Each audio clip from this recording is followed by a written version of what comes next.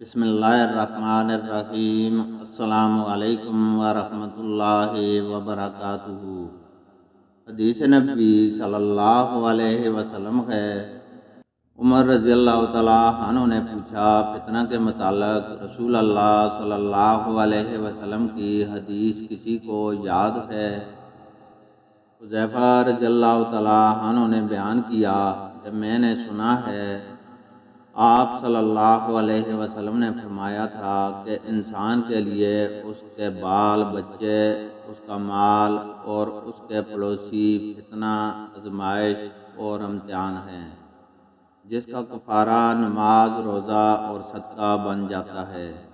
عمر رضی اللہ تعالیٰ عنہ نے کہا کہ میں اس کے متعلق نہیں پوچھتا، میری مراد تو اس فتنہ سے ہے جو سمندر کی موجوں کی طرح امنڈ آئے گا۔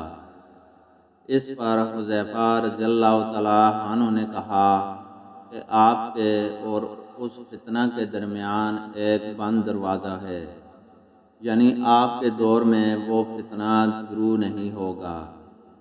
عمر رضی اللہ تعالیٰ عنہ نے پوچھا، وہ دروازہ کھل جائے گا یا توڑ دیا جائے گا؟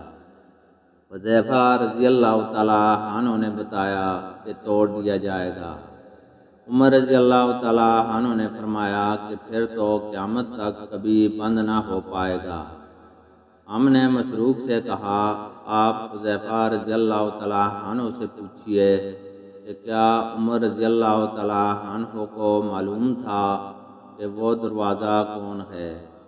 چنانچہ مسروق نے پوچھا تو آپ رضی اللہ تعالیٰ عنہ نے فرمایا، ہاں، بالکل اس طرح انہیں علم تھا جیسے رات کے بعد دن کے آنے کا علم ہوتا ہے۔